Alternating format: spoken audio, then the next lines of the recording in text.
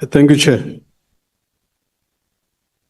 Chair, let me foreground my submission by saying that when Mr. Ramaphosa said ANC is corruption number one, is accused number one in corruption, that statement went unchallenged by the ANC itself and by the Integrity Commission of the ANC.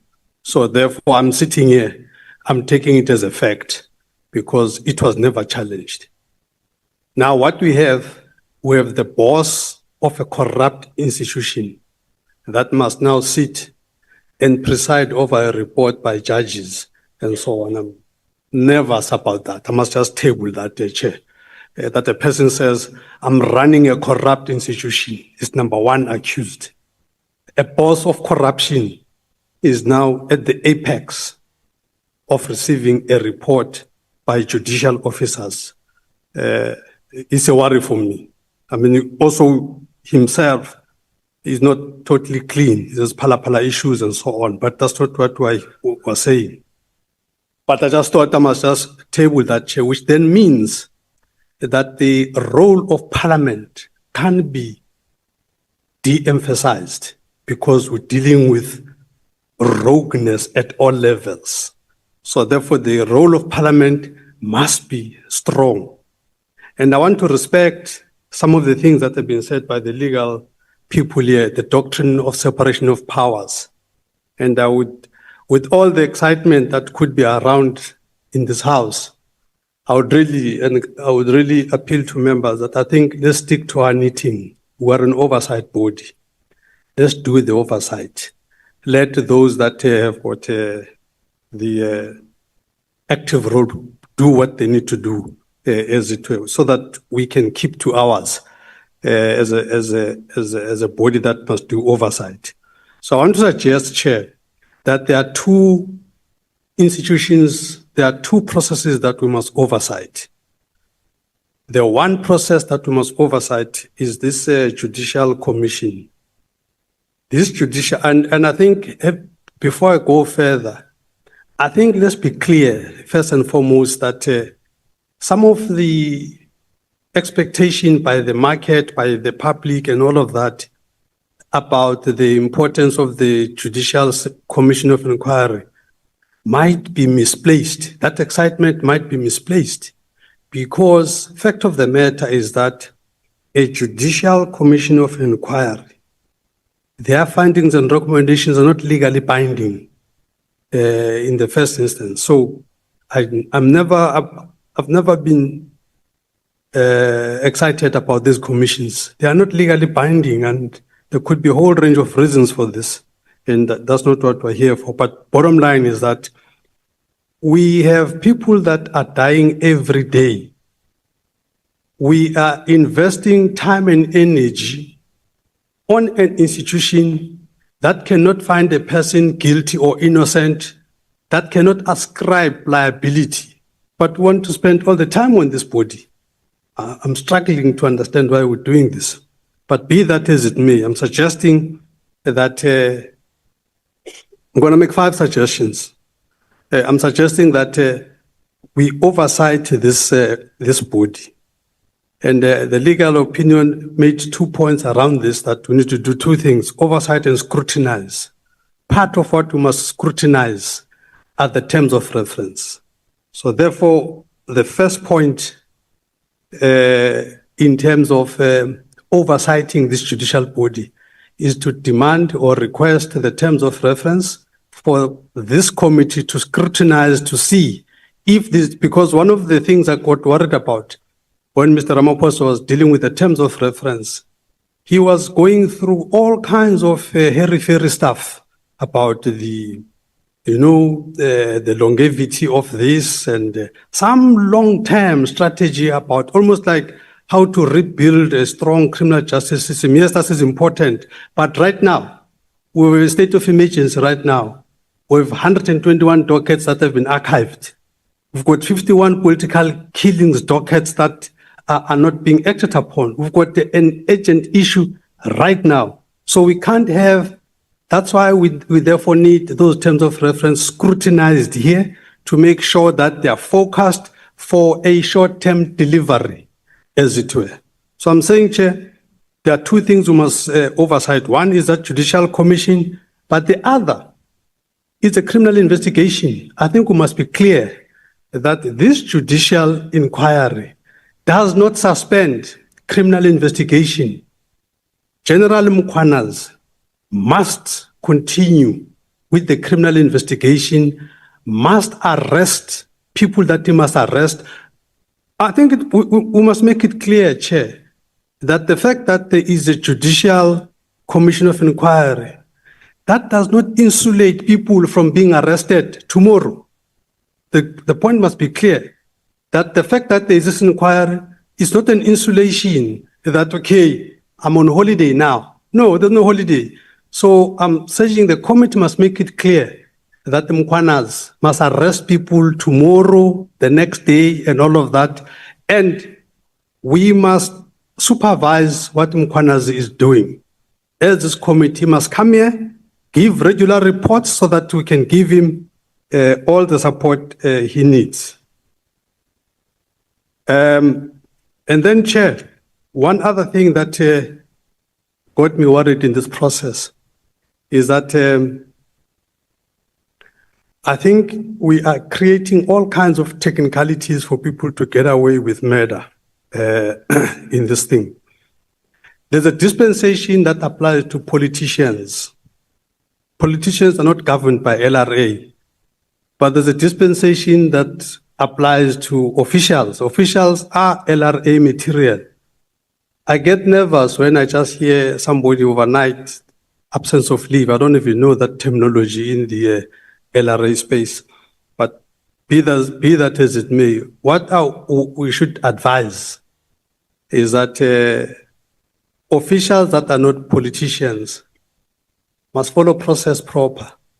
For instance, this General CB, as an example, who were told is on leave of absence, one would have preferred that there should first and foremost be a proper disciplinary process that is in place. You're given time to say, give me reasons why in the next 24 hours you cannot be put on precautionary suspension and all of that, all of the legal LRA processes, as it were, so that tomorrow we must not use this process as a procedural issue, and that would now all of a sudden become a technicality to absolve him, even on other things, as it were. So we want to encourage that how you deal, because there is a lot of officials that are involved here. There's a Mkhwanazi there, I don't even know where it fits in the scheme of things and all of that. All I'm saying is that let's just make sure that in this exuberance that is out there, proper processes are followed. And then, Chair, I want to propose as well that I think we should also have a multi-party parliamentary oversight to protect witnesses. This whole case will turn on the protection of witnesses, something that South Africa is terrible at. People are going to die in this process. We don't want another Babita situation. So what is it? There has to be a very clear pronouncement about how to protect the witnesses. And I don't hear what's happening on that space, Chair. And the last point, Chairperson, is that in terms of resources, I think there must be a pronouncement that is made that the criminal investigation must be properly resourced. And what's going to happen now, we're going to have some kind of, I'm sure, special appropriations process to resource this judicial inquiry with findings that are not legally binding. We're going to put all the money there. And then when Mkhwanazi wants money to get all kinds of gadgets and all kinds of specialization, all kinds of support on something that must happen and must arrest people, and then he hasn't got the resources. So I'm saying, Chair, can we ensure that the issues of resources, particularly for criminal investigation, is a box that we must tick? Thank you. Thank you, Honorable Manya. Honorable Nomvalo. Yeah, thank you very much, Chair. Chair, I just want to start my submission by dispelling a notion that if we initiate our own process, then that will be tantamount to precipitating some duplication.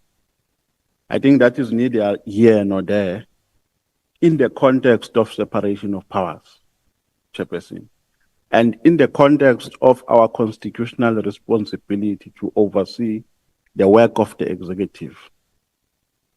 The establishment of the Commission of Inquiry is just an executive decision, which has got nothing to do with what Parliament is expected to do in this context. Subsequently, Chair, I agree fully and I align myself 100% with a proposition that says judicial commissions are nothing but just an academic exercise, which to the larger extent does not yield any positive and constructive and tangible results. In KZN, for instance, there was a commission of inquiry that was established by the former premier, the Morane Commission, which was investigating the political killings in the province. How many people have been arrested out of that? I think they completed their report some years ago. I think it was in 2017, 2016. But to date, no one has been arrested. The KZN police establishes a political killings task team. And they say, according to the version of Lieutenant General Mkhwanazi, that within the dockets that they had opened, 5 of them had instructions to arrest. Now, I'm trying to weigh here the weight between the two, commission of inquiry and an investigation that is undertaken by the police. Now, I'm saying, Chairperson, if we want to abdicate our constitutional responsibility or subvert it or donate it rather to the executive by saying, let us be confined within what has been given by the head of the executive, which to be done by the Judicial Commission of Inquiry, then we'll be running with a spear pointing it to our chest. That will be suicidal. Let's do what is expected of us in terms of the South African Constitution and in terms of the principle of doctrine of separation of powers. Because doctrine of separation of powers primarily give a distinctive role to each organ of state. And our role is to do oversight. And I think in this regard, the head of parliament has done justice by saying committees which are vested with responsibilities to oversee these entities which are involved in these allegations must do their work, must advise parliament on the way forward. So I don't know why now we're caught in between, and I don't know why we want to donate our responsibility to the executive, which is severely implicated in this regard. Because within the allegations that have been made by General Mkhwanazi, he goes on to also allege that there are judicial officers and there are prosecutors who are involved in conniving with criminal syndicates. And then we say, no, executive, do everything, we'll just oversee. So the proposition, Chair, that I am making to this committee is that we do have a constitutional responsibility to initiate, or a constitutional right rather, to initiate our own process in this regard. In terms of Section 56 of the Constitution, which says that the National Assembly may summon any person to appear before it to give evidence on oath or affirmation or to produce documents. Section 227, the Portfolio Committee may monitor, investigate, or inquire into and make recommendations concerning any such executive organ of state. Now, there is no crisis here. The law provides direction on what must be done. And I think, Chair, if we initiate our process by saying that this committee must initiate a process, one, of calling the complainant, which is General Mkhwanazi, because in this regard, he's a complainant, to come and present to this committee in its formation the allegations and make substantiations to the allegations that he made during the press briefing.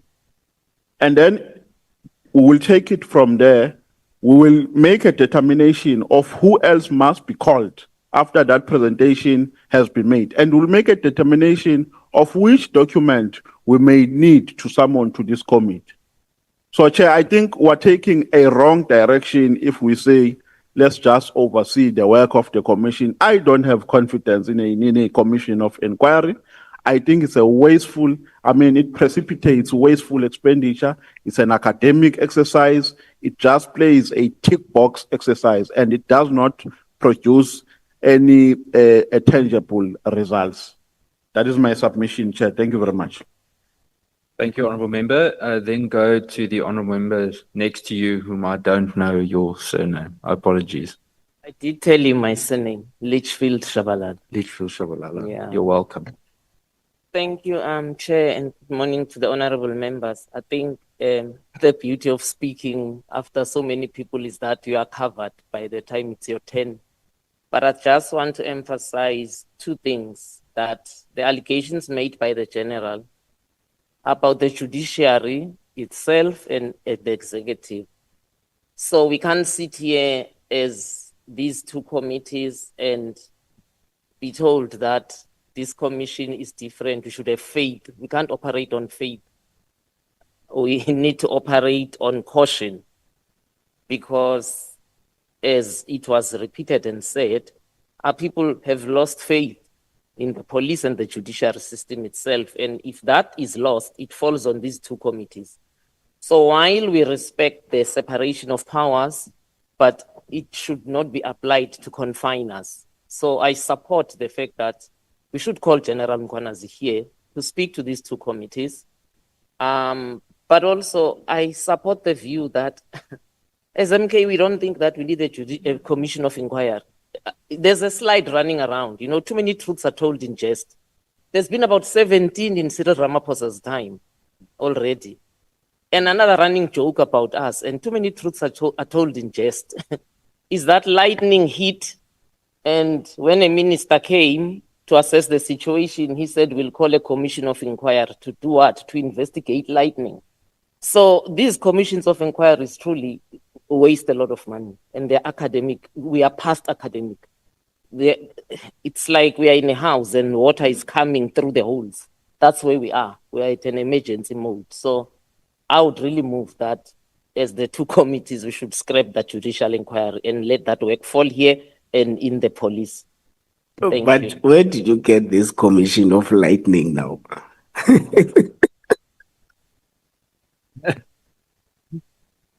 Well, I'm going to go to the Honourable Matafa. Thank you very much, Chair. Good morning, chairpersons, members. Chair, let me thank the presentation by the legal unit and maybe start by refreshing my memory. As far as I can remember, we are here as directed by the Speaker to determine a way in which Parliament should respond to the severe and serious allegations made by Lieutenant General Mkhwanazi. And in the directive, the Speaker then allocated the work to 3 committees because the allegations cover the areas of those particular 3 committees. Now, we receive information from the chairs that the Intelligence Committee is operating on its own, probably is their way of operating. So my view is that when we are done here to be in line and in compliance with the letter from the Speaker, on the 23rd, we should propose to Parliament how it should respond to these allegations. So currently there is no view, but a proposal that was made by Honorable Muela that an ad hoc committee should be what we are proposing out of the three that were presented from the legal unit. Now, Chair, I want to start firstly by supporting that proposal that an ad hoc committee be established. And I can see the legal opinion is saying it has some constraints, but in terms of motivating those that will be requested to come and make representations, and I agree with the two previous speakers, that individuals, including Lieutenant General Mkhwanazi, must appear before whatever body that this sitting of today resolves upon. But that should extend to everybody who we believe or who they believe can assist the inquiry going forward. Using the word of inquiry, Chair, this joint sitting of two committees cannot establish an inquiry. It can only recommend to the Speaker. An inquiry is established as a decision of the National Assembly. Now, that is why we are here. Now, Chair, having said that, I want to put it on record that as the ANC, not only did we see the revelations by Mkhwanazi as a threat to national security, but we saw it as a direct assault on the fabric of our constitutional democracy, that there can be such criminal infiltration to our police services. And as the ANC, we are committed to supporting any effort to get into the bottom of establishing the truth. Hence, we will start by saying we support the establishment of the judicial inquiry as established by the President. And I think with all due respect, Chair, we from the inputs that members are making, I think they did not listen fully to what the President was saying. Because over and above investigating the allegations as made, the President directed that the Commission should be in a position to further establish legislative gaps that exist and that require plugging in terms of ensuring that this kind of infiltration does not happen in the future. And Chair, it is not correct that commission of inquiries are a waste of resources and do not bear results. I will give a simple example. In the Nugent Commission, very senior individuals were removed from SARS. And as we speak, SARS is now collecting 2.3 trillion of revenue. The total cost of the commission, 8.8 million. Bain and Co. was forced to repay 164 million.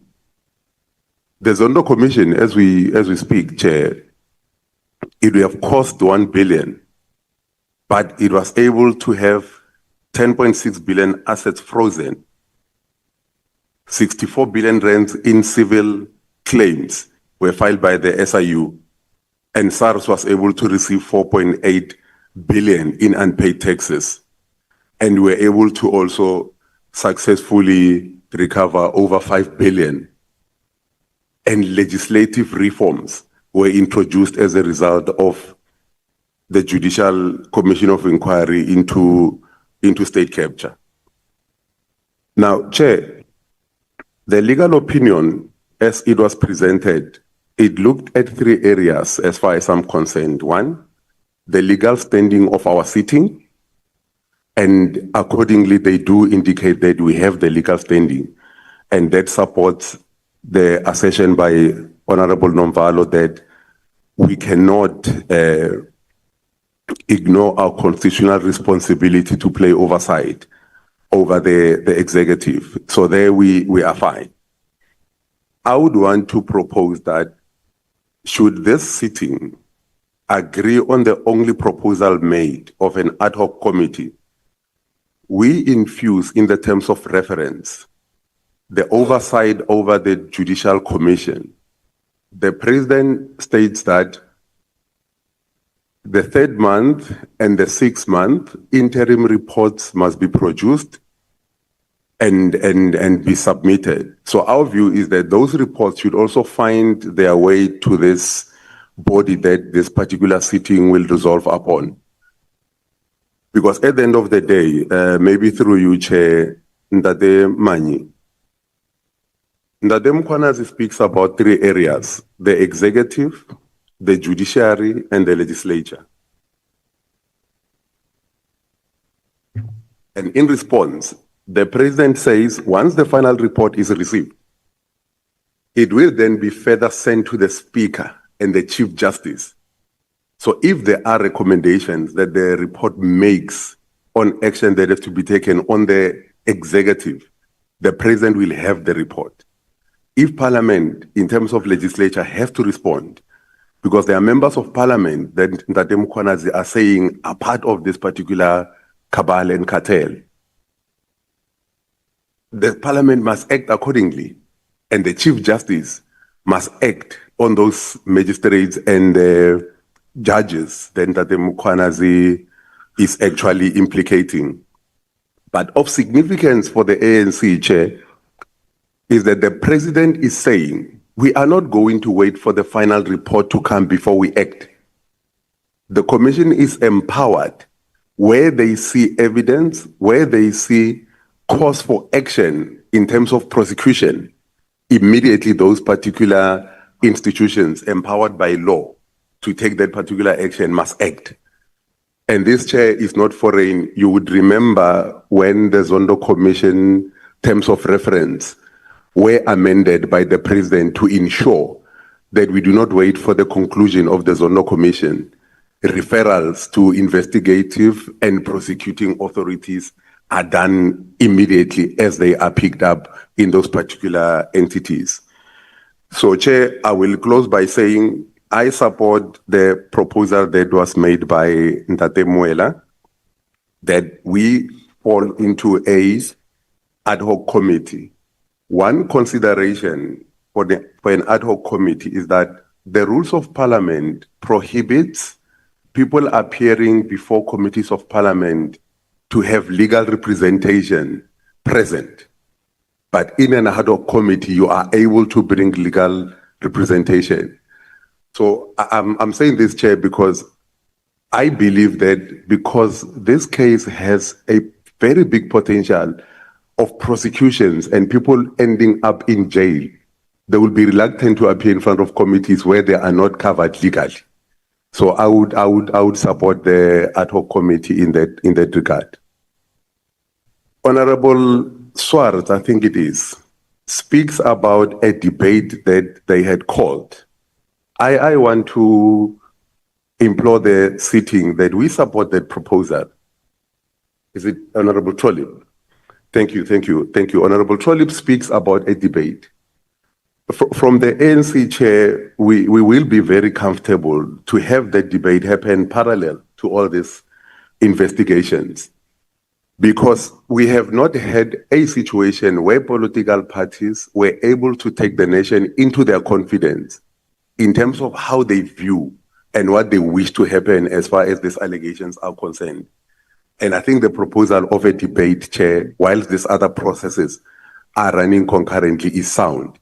So those will be my input, Chairperson. But once again, thank you very much for the legal opinion. I think it is well received, and having read all of it, I'm quite okay that it is a legal opinion and there are no gaps. Thank you very much, Chair.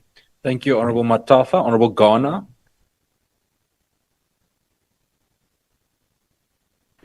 Thank you very much, Chair. Chair, Parliament must do what Parliament is established to do, which is to hold the executive, to scrutinize the work of the executive. So when one reads or listens to the legal opinion,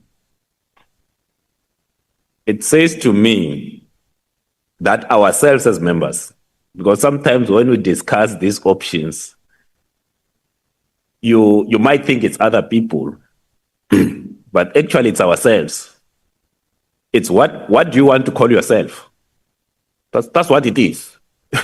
Whether it's an investigative inquiry, it's an ad hoc, it's a joint, it's ourselves. Now you need to then say, all right, how do we want to move?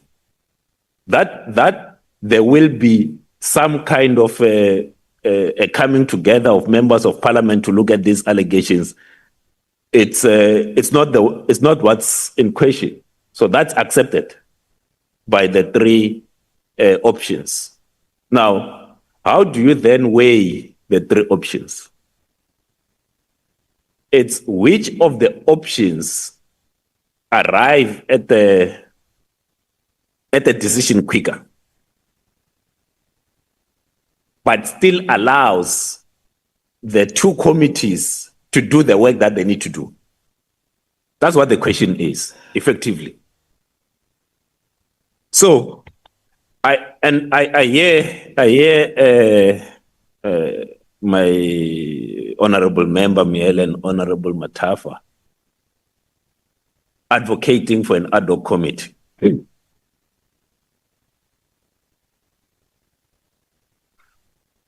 At least I'm old enough to remember that there was once an ad hoc committee, and Honorable Swarti will remember, that looked into the public protector. It was supposed to be so quick. It lasted over 2 years. It lasted over 2 years. So sometimes when we make these arguments, and one of the reasons that ad hoc committee lasted as long as it has, Honorable Matafa, and that's why, and you please, I'm arguing against it. It's because of legal representation. It's because of legal representation. You know what's the good thing about a joint committee or us in this form is that there's no legal representation. We get to the truth without legal representation. Because let me say, there's a case of the former president of this country. It's been dragging on for 20 years because of legal representation. If you don't want to do anything, have a committee that's got lawyers in here. Everyone will come armed with their lawyers.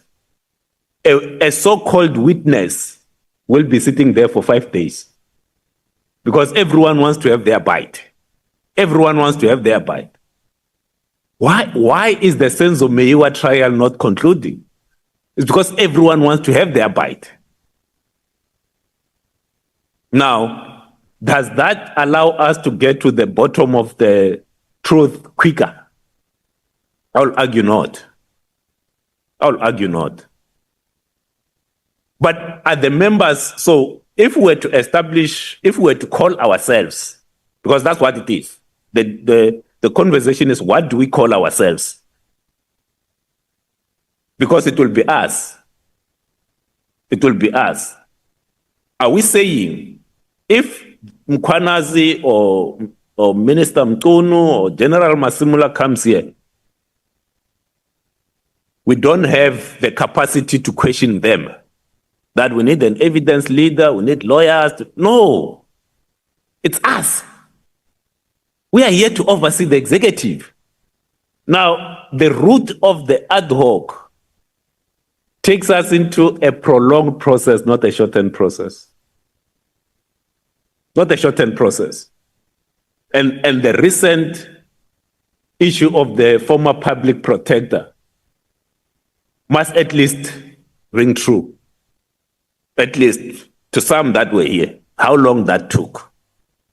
So for me, and you know what's the advantage of having the two committees as option 3 is that the portfolio committees will continue to do their work on these matters. They don't have to pause. So the function of committees in overseeing the executive will continue.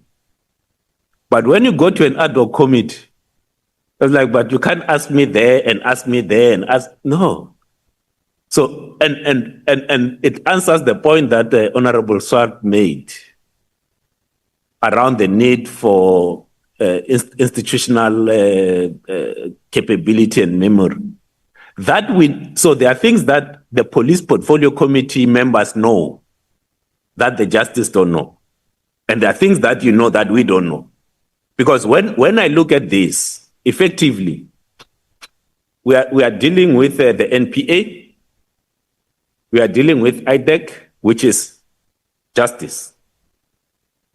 We are dealing with the police and the task teams involved, which is the police. The best way you can deal with that is to trust these members who are in this room right now to look at these matters. Because sometimes, the thing with ad hoc committee, and this is why I don't like them. I know others enjoy them and so forth, is that some of the people that then get seconded to these ad hoc committees, mostly they go there because of political seniority and how everyone focuses on those committees. Then they get seconded, but they haven't dealt with it. They don't have the institutional knowledge of the issues. Now they go there and play politics, and this thing drags on for 2 years. And so the other reason, Honorable Matafa, that I will not argue for option 2. You are saying in your submission that this ad hoc committee or this committee, and you're supporting ad hoc committee, you are saying it must live on for as long as there's the commission, so that when there are interim reports, this committee looks at it.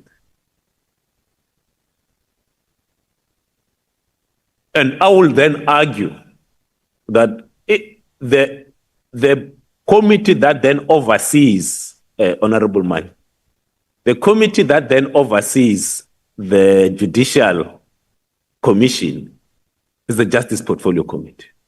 It's there. It's us. They're here. It's not someone else. So you trust them to deal with it. If there are recommendations from, or in the interim, recommendation that relates to the police, that will then go to the Police Portfolio Committee. I will not advocate that we have a much prolonged period. I would say this joint option 3 must be able to work for the next 3 months. Ask the questions that it needs to ask. If we then need to submit that report to help the Judicial Commission, it can be done. But ours, when all is said and done, it's about keeping the people of South Africa safe. That's what we are after. And to ensure that this mudslinging and the political infighting and the infighting in the police, intelligence, NPA, IDEC comes to an end. That's why we are here. And as I rest, Chair,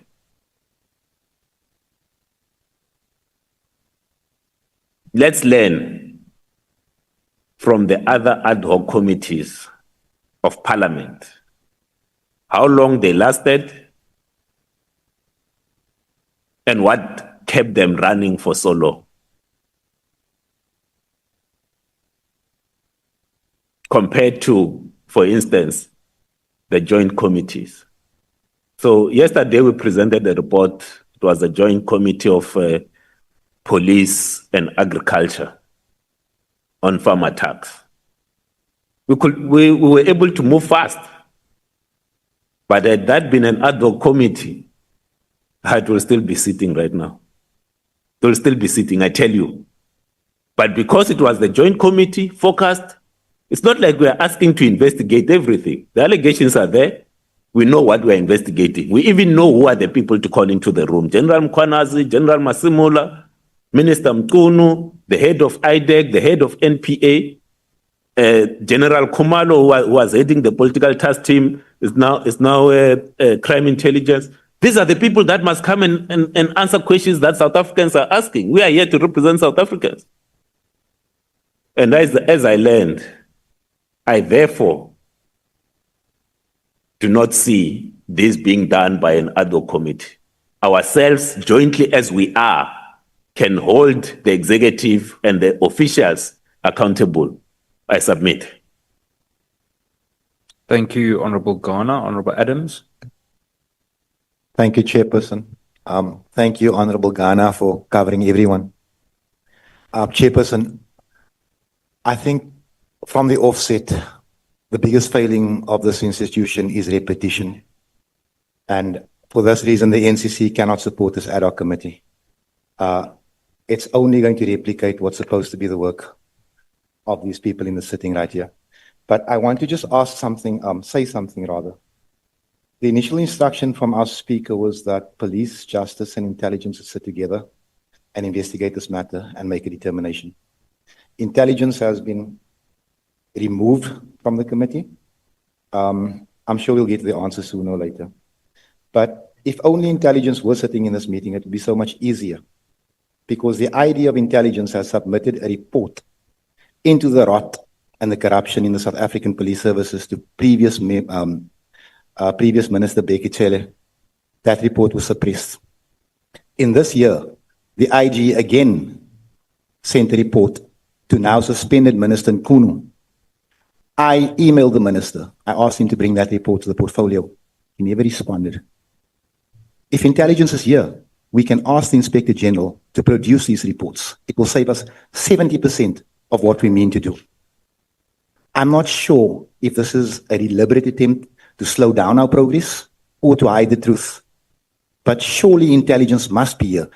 And if it's for security reasons, they are welcome to join us on Zoom with their cameras off so that we can question them. And then I just want to say, so much has been said about General Mkhwanazi and the allegations he made. And I find it very, very suspicious that a full minister is suspended. We can use whatever nice terms we want to. He's suspended. And the Deputy National Commissioner is suspended on the basis of an allegation. But 7 seniors, generals in SAPS, are charged, and they're still at work. And General Mkhwanazi is coming out in defense of these people. He's saying that this is an HR matter. Explain something to me, all of those who love General Mkhwanazi so much. General Lushaba and General Kumalo, they instructed Colonel Mobaso to buy 200 million rands worth of laptops that have never been issued to SAPS. Right across the road here, organized crime is working from cell phones. They don't have laptops. How is this an HR matter? How is it that we're talking about the lie, the alleged lie that Minister Mkunu told the police portfolio regarding his relationship with Brown? But the National Commissioner could lie about the brigadier that they brought from BMW. How is this okay? Why are we targeting certain people as Parliament? We are eulogizing General Mkhwanazi. I, as the complainant in the charges against those 7 generals, when this portfolio called me a madman before they were arrested, I, as the complainant, am connecting the dots. That staged press conference with a general who now seeks additional protection, where what looked like an armed militia behind him, it was a threat to this country. Let us call it what it is. He was trying to incite policemen to take action in the event of whatever it is that he knew was coming. Let me tell this committee what I suspect was coming. As the accounting officer for the South African Police Services, I suspect that the National Commissioner himself is up for arrest. And that press conference was nothing more than a preemptive move. And the country appears to have fallen for it. General Mkhwanazi must appear before this committee. The National Commissioner must appear before this committee. The IDAC must appear before this committee. General Kumalo, General Lushabo must come and sit in front of this committee. And I want to appeal and actually ask that we make it a recommendation that every member of this committee that has ever met with any law enforcement or investigative body or given them a statement or had a conversation must come clean and tell us what he said. I will be the first. I know Honorable James has had that conversation. I have a suspicion there are a few more other people that are hiding things within this committee. Now, in order to clean out the service, we must all be honest. We can't demand accountability from the boys in blue and hide things right here. I then also want to just say that we've lost many fine police officers because of corruption. I'll mention a few names. General Andre Lincoln, General Vieri, General Theo, General Langweni, and some of us here have lauded these dismissals. But what is the common thread? It's the same corrupt cabal that is now before the court in Joburg. Why are we not talking about this? This thing is much bigger than a press conference called by a Lieutenant General from KZN. The entire top management of the South African Police Services appears to be corrupt. This is the basis of what we need to do. This is what we need, where we need to start. I want to just say to Honorable Matthys that I note the complaint that you laid to the Speaker about the chairperson of the Police Committee. I would take it one step further without making a single accusation and ask of the chair, if it's not in the best interest of this committee, this joint committee, that you recuse yourself for the sitting of this process. Because, Chairperson, you did prevent me from going at these generals over the issues I've just mentioned. Even when they lied to the committee, you did not allow me to interrogate. So, not an attack on you, Chairperson. I believe that you are a good chairperson, that you're a good man. I think you were misinformed at the time. But maybe it is best that just for now you come and sit next to us and allow the rest of us to take this fight forward. Thank you. Thank you, Honorable Adams. No. Next up is Honorable Totsetsi. Part of the reason that request, Chair, is that Chair of Police, part of the reason there's that request that you must sit next to us is this continuous tendency of mispronouncing my surname. Then I should step down immediately. Thank you very much, Chair. Let me appreciate the report that came. I think the first thing first, that we must be able to deal with, Chair, is what we have always had concerns about. The protection of whistleblowers in this country. And as the first thing, we must be able to say, it is only fair that that regardless of how some amongst us clearly feel about General Mkhwanazi, but we must agree that he must be able to benefit in the protection of the state. Of course it does, but given the fact that there is a lot which he has been brave enough to bring to the fore as it relates to the malfeasance, we must take interest on whether there is sufficient protection that he is enjoying.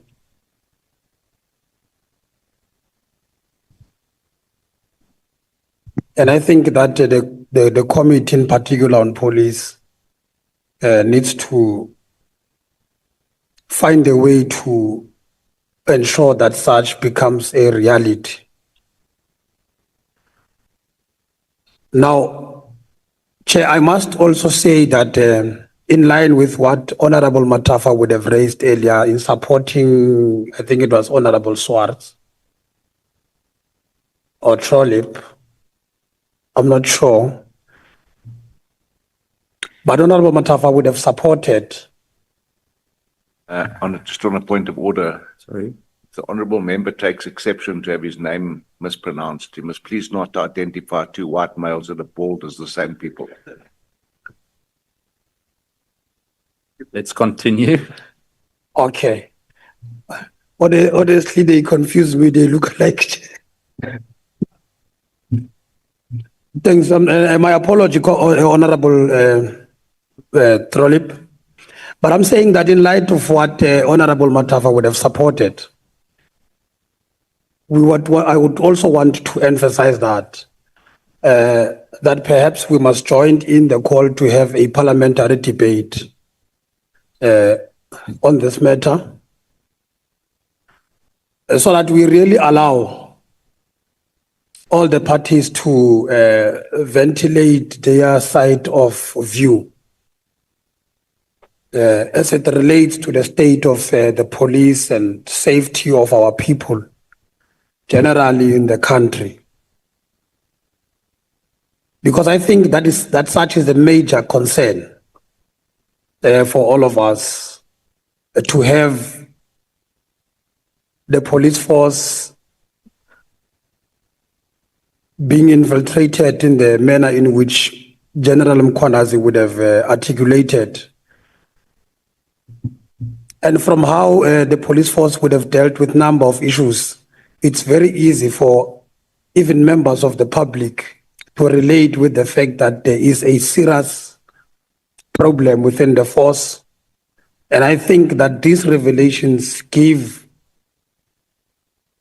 all of us a platform to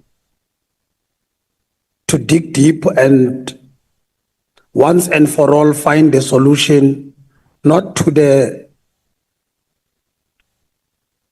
issue which has been ventilated, but to the general problem which confronts the police force and other entities of law enforcement in the country. Chair, coming back to what we are requested to do, now I would want to support what Honorable Swartz would have mentioned. To say that when you deal with such things, really you need to empower yourself with the necessary capabilities to attend to this kind of things. It may be the necessary experience, it may be the necessary knowledge, but you need to empower yourself with some sort of ability to confront and be able to deal with these things. And at times, it's not always obvious that the committees in their composition are inherently in a position to possess those necessary capabilities that would be required for Parliament to comprehensively attend to the matters that are before us.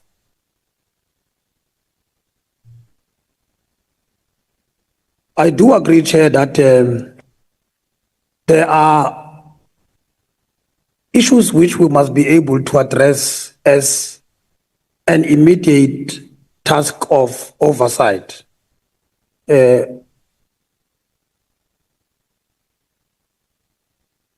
Issues that relate to what would have happened to the dockets that have been withdrawn, what would have happened to those investigations that have been articulated that were a direct responsibility of the team that was dealing with the political killings.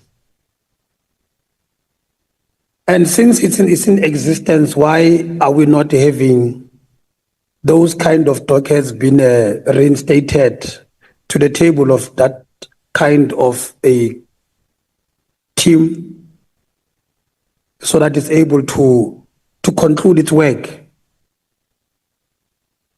We may need to make follow-ups on the questions of Medicare, the money that was, the contract of that valued, very big contract, what would have informed the cancellation of that contract, and if there is areas of of corruption and so forth, what would have been a consequence management on the part of the force? So I'm saying there are major issues that deal with the transactions or issues that have been flagged by the general that shouldn't be difficult for the committees to deal with. But you have issues that I think that they are quite, they require even a further detail. And further expertise on how Parliament would want to deal with them. You would understand that the Global Initiative Against Transnational Crime would have raised serious concerns about the capabilities of South Africa to attend to problems of organized crime. And since this complaint has been issued, we haven't as a country been able to demonstrate or sustainable way in which we can be able to attend to the problem of organized crime. So these are some of the areas which I think that if we are to give a comprehensive response to, we would need to bring into the fold knowledgeable individuals that can be able to assist this kind of work to move forward. It is for that reason, Chair, that I would align myself with the view that an option of an ad hoc committee, and I agree with the latter part of Honorable Ghana when he said that we must learn. Part of the lessons which we must be able to draw from that kind of an option is what it is, or what is it that is avoidable that would have made it to stay in position for a long time. Lessons that we would be able to draw from ad hoc committees that have been there in the past. But beyond a concern of a time that which it stays in position, we must be able to say whether it is able to give out an output that is sufficiently arresting the problems for which it was established. Because I think sometimes we get concerned over things that don't matter. It's like people who get concerns that the Zondo Commission was, in the Zondo Commission we spent just over R1 billion. But what are the outputs that came as a result of that expenditure? You have many billions worth of assets been recovered by the country. You have corrupt people being pursued by the state. You have monies that are being recovered, and way more than what the commission has been able, I mean, the expenditure that the commission was able to, the expenditure which the commission then had. So I'm saying that we can't also, Chair, fit into the narrative of being concerned over small things and not educate our people to look into the impact of the work that we are doing, whether it's able to reach or achieve its intended objective, over and above the semantics of saying that, but the time is going to be there for a long time and so forth. I mean, that is what we must be able to respond to as a committee. So I would really support an option of the creation of an ad hoc committee with the necessary capabilities to attend to this issue, deal with what is the mandate of Parliament in as far as this issue is concerned, and ultimately, what is it that Parliament, in its view, can be done sustainably by the country to arrest the problem of organized crime? So I think that would be my input. Thank you very much. Thank you, Honorable Member. Honorable Shongwe. Thank you, Chair. Chair, as I'm sitting here, I ask myself, what is Katisini is? What time is it? Katisini, let's speak so much. And does Parliament understand what is Katisini is right now? Chair, what is important is the trust that we are losing from our South African voters and South African community at large. And to us as MKP, that is very important because we value those people. I'm sitting here reminded of an advert by DA then, which said, DA is a funny. I'll wait for advert and DA is a fan and the ANC. Because their interest is only blue lights and power, not South Africans. Honorable Matafa stands up, speaks here and says, and mislead the Parliament and says, it was for the first time after the Zondo issue that South African SARS collected over trillions. It was Obabu Tom Moyane who collected 1 trillion for the first time. ANC prides itself with the Zondo thing, which we spend $1 billion on it, for no ROIs, no return of investment. You can't be excited of frozen assets. Assets are frozen while the case is still pending. Once that person wins that case, those things come back.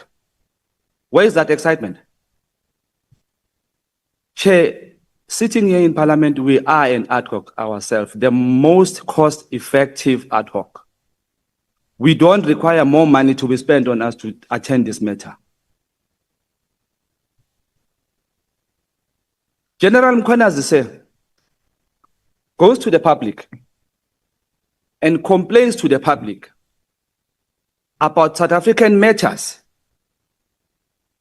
that he can't get assistance by the national parliament on it, including the president there.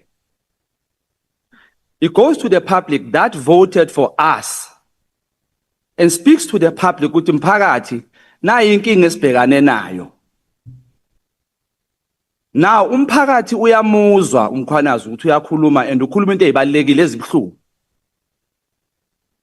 Umphakathi is asking themselves ukuthi we voted for public representatives, which is us. Umphakathi is waiting for public representative that Mkhwanazi complained on. Ukuthi they must be represented as they voted for public representatives, which is us. The president takes the podium and indirectly tells South Africans, South Africans, for you to trust SAPS, please wait 6 months or 12 months or many years. We are going to have e-commissioners lapha. When this matter takes long, this is what we lose. Trust the abantu base South Africa on South African police. This matter already tells South African ukuthi amaphoyisa South Africa, we can't trust them. So I can say this, Chair, with pride. As I call myself a comrade to Comrade Umanyi Magakuluma, some of the matters he touched, he covered me. I can proudly call myself his comrade and call him my comrade, because that means, the word comrade means I know this person, I trust this person, I can go with this person to war. I believe that this person will never sell me. Now, DA, ANC, they want an ad hoc committee. What is that different from the saying, Yagababu Mkhulu, when he says, I don't know U Brown, and later comes and says, this is my comrade. Go Google what's the meaning of comrade.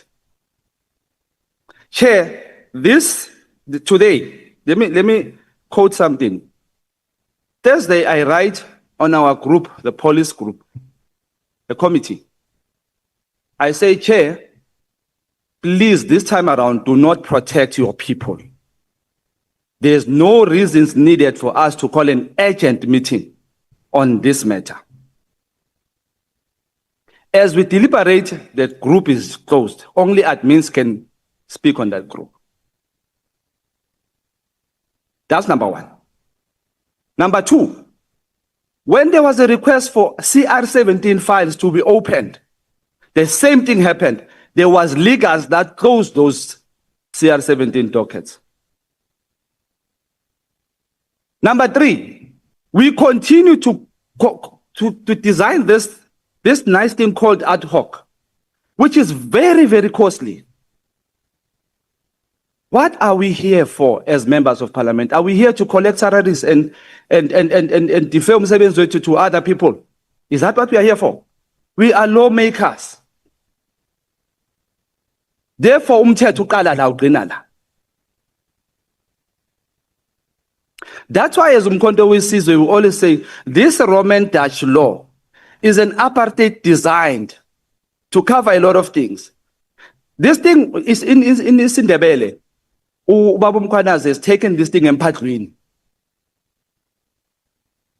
And this matter should be discussed as such in public, not hidden. Why must we take so much money and give it to abanye abantu when we can do the job here? I ask, Chair, aniyekeni lento yenu. Aniyekeni nje lento yenu. Abantu base South Africa now are in serious trouble. Sila, I may be saying something as on king, but sila ukuthi South Africa iye kulweni. Kuzoliwa South Africa. Sila, if we don't develop trust ebantwini again, sisenkingeni. And this is the only chance we have, Chair. This is the only chance we have. The only reputation Mr. Ramaphosa has is the reputation of commissions and no deliverables. MK cannot be part of the parliament that does not deliver. That one cannot happen, Chair. Not Spiller, Chair. Asinamsebenzi ne blue light. DA can cover ANC and their corruption because they are afraid to bazoluza ama blue lights. They can do that. It's true, DA Safari. DA now has interest. They have something to lose. They have seats to lose if they stand with South Africans. They have blue lights to lose if they stand with Mkhwanazi. So we can't be doing that now, Tina. What we want is a better South Africa that has authority esebenzayo. So I ask, Chair, as we are going to close this matter, can it not be ukuthi base nivale as if we said we want the ad hoc? Tina, we want us to deal with this matter. And urgently, Chair.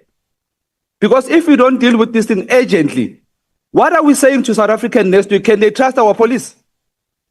We've got women who are being raped. We've got women who are being subjected to ukushayo amadoda and all those things. We are going to tell our people where there is money, police won't be effective. Hey, person, point of order. I Please, I think we're busy with grandstanding here now, with speeches in Parliament, and we're drifting off of the issue. People are watching us, and they're getting more disappointed by the minute. Okay, members, can we wait, Honorable Skosana, wait a little bit. Please switch off your mic. Members, can we focus on the ball at hand? If we are busy fighting each other, those whom we are supposed to represent will suffer the most. There's been proposals that have been made already. We are capturing them. So can we please, I plead with all of you to focus on what is at hand so that we don't divert and get busy with things that have got nothing to do with what we are trying to shape here, all of us collectively. The other person Honorable Shongwe, on a lighter note, people who said people must go to Google in the higher education committee caused a serious fight. So I was worried when you say people must go and Google that, hey, let me check if there won't be a fight here. And also, members, an ad hoc committee is a fully fledged committee of parliament comprised of members of parliament with all political parties represented in that. So just that, members, can I plead with you that we take the last remaining three? There are an addendum, Honorable Mtetwa or Honorable Mateus and Honorable Dena. Okay, I'm coming to that, Honorable Skhosana. Honorable. You do know I'm not done, right? You're not done? Thank you, Chair. Okay. Wait, members. So we're going to come back to you, Honorable Shongwe. So we're going to take. I don't know. I'm coming to you, Honorable Skhosana, but I want us to do the last round of members who couldn't submit their views. So we're going to come back to you if you are not covered, Honorable Adams and Honorable. Let's start with the members that have not yet said anything. We're going to attend to you. So left is Honorable Mtetwa, Honorable Mateus, Honorable Dena, Kanimambo. Thank you, Chair. And Honorable Mhlala, Honorable Shabane. We'll close it there, members. Honorable Shongwe is not finished his point. Honorable Skhosana. To make a point of order, Chair. The last, I'm not sure, Honorable, the one who says grandstanding and other issues. I wanted to say some members here spoke about a lot of issues, and we kept quiet. We listened. They spoke about SARS. They spoke about commission, about public protect, about the state capture commission, and we kept quiet. Now, he's raising an issue because maybe it differs with Shongwe. He was happy when others were talking about other issues which has nothing to do with what we are going to talk about here. We're talking about the term of reference and what they presented here. But now, she can't dictate now because already this thing has been, I mean, there's a lot of issues which are at there. I think, Chair, from both of you, maybe you can guide us. But already, the horse has bolted. I mean, we are talking about issues that Zondo this bad and the other one has collected so much, as we heard my colleague has already said. Now, I'm asking the member to respect my honorable member, Shongwe. Please. Please, Skhosana, please switch off the mic.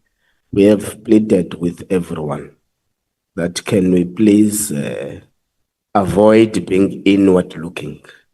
I know we are a conglomerate of different political parties that have got strong views on different matters, that have got a strong ideological characterization in terms of their ideology. But this matter is solely about the people of South Africa. Can we for once unite to protect the voice of the people of South Africa? Honorable Shongwe, can you wrap up? Thank you, Chair. I think I'm the first person to be told to wrap up here. Bonke bayeke bakhuluma many times as they wanted. Chair, let me give you point of reference in this matter. One, Mkhwanazi said there's politicians in this matter. Two, there's police, which is authority. Three, there's parliamentarians. Did I speak of anything other than that? And in this thing, the public believes, Uguti Chair, as parliamentarians, some of the parliamentarians are going to do their best that they play a delay tactic on this thing or cover this thing, which is what my honorable is trying to do. So I'm not going to mince my words when we are speaking about something that is of public concern. Can I kindly not be disturbed on that, Chair? Can I have your protection on that? And can you rule on that I didn't speak of something out of content? before I continue, Chair. Proceed, Honorable Shong. Can you rule out? Already spoken on the matter. Please Thank you. proceed. Now, Chair, let's not lose focus. I think we have one thing in common, which is what we want: a better South Africa for South Africans. But the interest is different. Some have something to protect, some have people to protect. So as I conclude, sir, I would ask that we as the parliamentarians do not lose this opportunity of telling our South Africans, ukuthi, they can trust us to deliver. They can trust us as parliamentarians not to waste their time. Chair, this matter doesn't need 6 months to be finished. It has evidence. It has people we can call here. The question is, we are committees. The first thing that should have happened was committees meeting on this matter and deliberating on this matter before these sanctions that came and tried to stop us. Now we are given 3 options. We are given, take a note, we are given 3 options to choose amongst those 3 options. Why? Are you trying to channel us? Can we have us as parliamentarians speaking amongst ourselves and design what we are, how we want to handle this matter? I thank you, Chair. Thank you, Honorable Shongwe. Honorable Mteto. Thank you, Chair. My name is Eugene Mteto, a member of the Portfolio Committee on Police, and I'm deployed by the EFF, which is obvious. Having said that, Chair, I want to draw your attention to the legal opinion on paragraph 29. That starts by saying, from what has been presented in the media briefing, there appears to be no demonstrable or substantial prejudice that may hamper or interfere with the administration of justice if the committee is called upon to consider the matter as per the Speaker's referral engages with the issue. So we are given that green light, and it is highlighted in bold in the opinion that we are given that green light that we can deal with these issues. But what becomes a concern or a challenge? At the same time, we must wait for the Commission of Inquiry to now give the natural justice to what the allegations are about. Because we haven't heard the other side of the story. So we must wait for the investigations to be completed by the Commission of Inquiry before we become the portfolio committees entrusted with the responsibility of holding the executive accountable. We are General Mkhwanazi, and General Mkhwanazi is us. And this is clearly displayed by the hands-off General Mkhwanazi campaign that is happening currently in different provinces by ordinary South Africans. The very same people who have appointed, who have brought us here to represent them, they are currently saying hands off Mkhwanazi.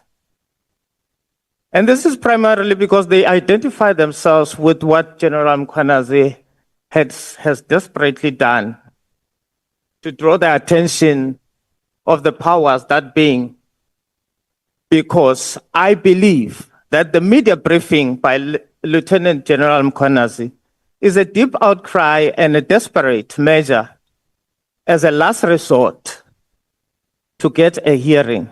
He must have gone through protocols, proper protocols, to highlight his frustration, his concerns, but nobody acted upon that. And I want to quote Madiba when he says, it does not matter whether the cat is black or white, as long as it is able to catch the mice. So whatever is said about General Mkhwanazi on other matters matters not. What matters now, it is what he has brought to our attention and to the public's attention.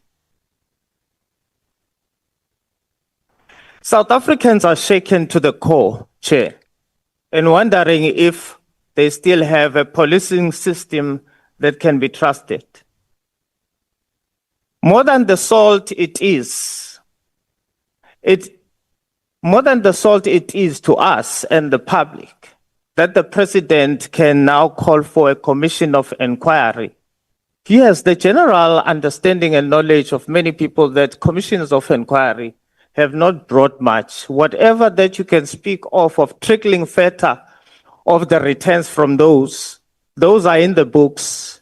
In the public space, people see nothing tangible from the commissions of inquiry.